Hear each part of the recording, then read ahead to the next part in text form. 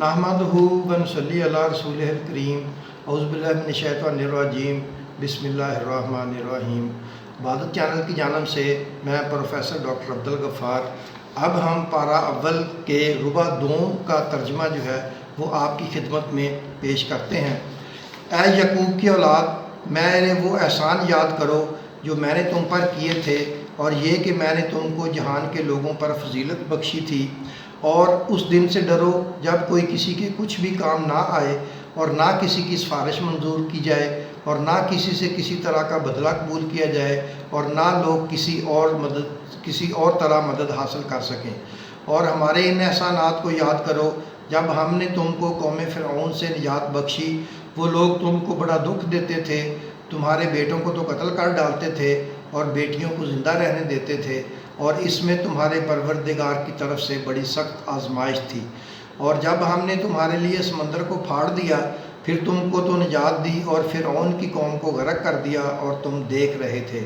اور جب ہم نے موسیٰ سے 40 رات کا وعدہ کیا تو تم نے ان کے پیچھے بچڑے کو معبود مقرر کر لیا، اور تم ظلم کر رہے تھے۔ پھر اس کے بعد ہم نے تم کو معاف کر دیا تاکہ تم شکر کرو۔ اور جب ہم نے موسیٰ کو کتاب اور معجزے عنایت کیے تاکہ تم ہدایت حاصل کرو، اور جب موسیٰ نے اپنی قوم کے لوگوں سے کہا کہ بھائیو، تم نے بچڑے کو معبود ٹھہرانے میں اپنی جانوں پر ظلم کیا ہے، تو اپنے پیدا کرنے والے کے آگے توبہ کرو، پھر اپنوں کو قتل کرو۔ تمہارے خالق کے نزدیک تمہارے حق میں یہی بہتر ہے۔ پھر اس نے تمہارا قصور معاف کر دیا، وہ بے شک بڑا معاف کرنے والا بڑا مہربان ہے۔ اور جب تم نے موسیٰ سے کہا کہ موسیٰ، جب تک ہم اللہ کو سامنے نہ دیکھ لیں گے تم پر ایمان نہیں لائیں گے، تو تم کو بجلی نے آ گھیرا اور تم دیکھ رہے تھے۔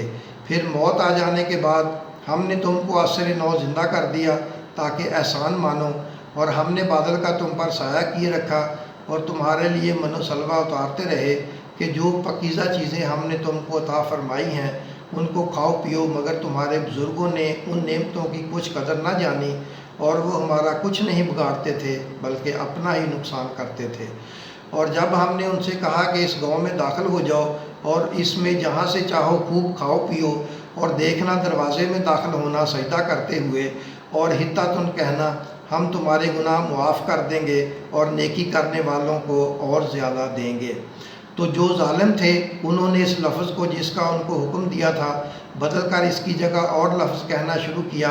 پس ہم نے ان ظالموں پر آسمان سے عذاب نازل کیا کیونکہ نافرمانیاں کیے جاتے تھے۔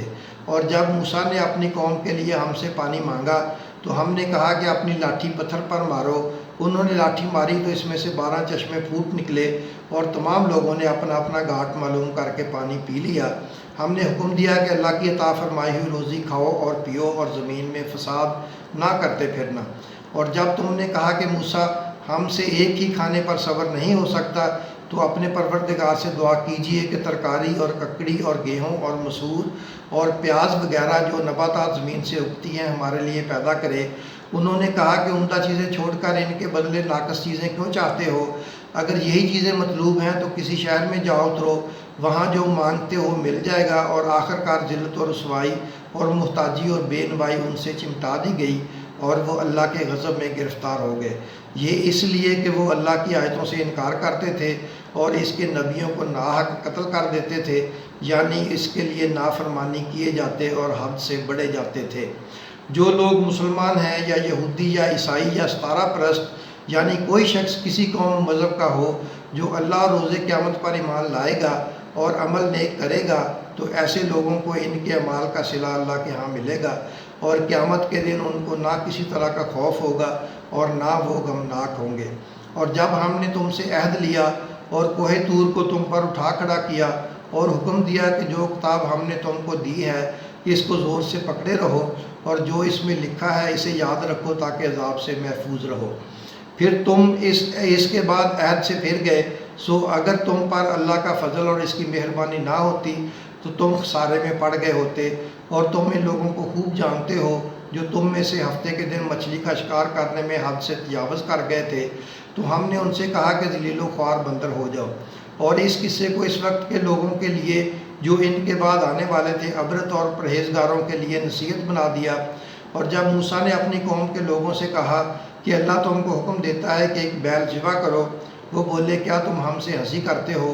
موسیٰ نے کہا کہ میں اللہ کی پناہ مانگتا ہوں کہ نادان بنوں۔ انہوں نے کہا کہ اپنے پروردگار سے التجا کیجئے کہ وہ ہمیں یہ بتائے کہ وہ بیل کس طرح کا ہو۔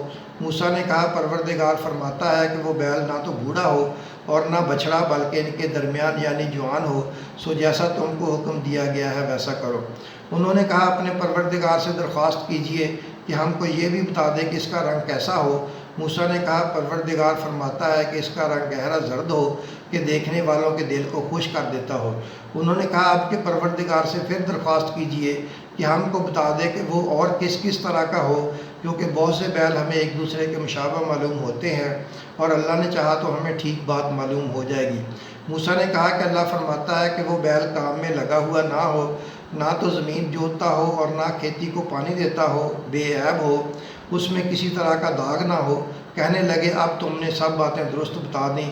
غرض بڑی مشکل سے انہوں نے اس بیل کو ذبح کیا جبکہ وہ ایسا کرنے والے لگتے نہ تھے۔ اور جب تم نے ایک شخص کو قتل کیا تو اس میں باہم جھگڑنے لگے، حالانکہ جو بات تم چھپا رہے تھے اللہ اس کو ظاہر کرنے والا تھا۔ چنانچہ ہم نے کہا کہ اس بیل کا کوئی سا ٹکڑا مقتول کو مارو، اس طرح اللہ مردوں کو زندہ کرتا ہے اور تم کو اپنی قدرت کی نشانیاں دکھاتا ہے تاکہ تم سمجھو۔ پھر اس کے بعد تمہارے دل سخت ہو گئے، گویا وہ پتھر ہیں یا ان سے بھی زیادہ سخت، اور پتھر تو بعضے ایسے ہوتے ہیں کہ ان میں سے چشمے پھوٹ نکلتے ہیں، اور بعضے ایسے ہوتے ہیں کہ پھٹ جاتے ہیں اور ان میں سے پانی نکلنے لگتا ہے، اور بعضے ایسے ہوتے ہیں کہ اللہ کے خوف سے گر پڑتے ہیں، اور اللہ تمہارے کرتوتوں سے بے خبر نہیں۔ مومنو کیا تم امید رکھتے ہو کہ یہ لوگ تمہارے دین کے قائل ہو جائیں گے؟ حالانکہ ان میں سے کچھ لوگ کلام اللہ یعنی تورات کو سنتے پھر اس کے سمجھ لینے کے بعد اس کو جان بوجھ کر بدل دیتے رہے ہیں، اور یہ لوگ جب مومنوں سے ملتے ہیں تو کہتے ہیں کہ ہم ایمان لے آئے ہیں، اور جس وقت تنہائی میں ایک دوسرے سے ملتے ہیں تو کہتے ہیں جو بات اللہ نے تم پر ذات فرمائی ہے وہ تم ان کو اس لیے بتائے دیتے ہو کہ قیامت کے دن اسی کے حوالے سے تمہارے پروردگار کے سامنے تم کو الزام دیں۔ کیا تم سمجھتے نہیں؟ کیا یہ لوگ یہ نہیں جانتے کہ جو کچھ یہ چھپاتے ہیں اور جو کچھ ظاہر کرتے ہیں اللہ کو سب معلوم ہے، اور بعض ان میں سے ان پڑھ ہیں کہ اپنی آرزوؤں کے سوا اللہ کی کتاب سے واقف ہی نہیں، اور وہ صرف اٹکل سے کام لیتے ہیں۔ دوستو یہ دوسرا ربع تھا، تو اس کا خلاصہ سن لیں جو خاص خاص احکام اللہ تعالیٰ نے اس میں دیے ہیں۔ اس ربع میں حضرت موسیٰ علیہ السلام اور ان کی قوم کا قصہ بیان ہوا ہے۔ اس ربع میں احکامات زیادہ بیان نہیں ہوئے۔ ایک آیت غور طلب ہے کہ مسلمان، یہودی، ستارہ پرست جو اللہ تعالیٰ اور روز قیامت پر ایمان لائے گا اور نیک عمل کرے گا تو اسے لوگوں کو ان کے اعمال کا صلہ ملے گا۔ ہم یہاں سے یہ نتیجہ نکال سکتے ہیں کہ کوئی خواہ کسی فرقے کا ہو، اگر وہ اللہ تعالیٰ پر اور روز قیامت پر ایمان لائے اور نیک عمل کرے تو اللہ تعالیٰ اس کو صلہ عطا فرمائیں گے۔ ہمیں چاہیے کہ ہم فرقوں کی بنیاد پر کسی کو کافر قرار نہ دیں۔ آمین یا رب العالمین۔ دوستو اپنا اور اپنے عبادت چینل کا خیال رکھیں، اور اس ویڈیوز کو دوستوں کے ساتھ شیئر کریں اور چینل کو سبسکرائب بھی کر دیں تاکہ آپ کو ویڈیوز جو ہیں وہ ٹائم سے ملتی رہیں۔ تھینک یو، شکریہ۔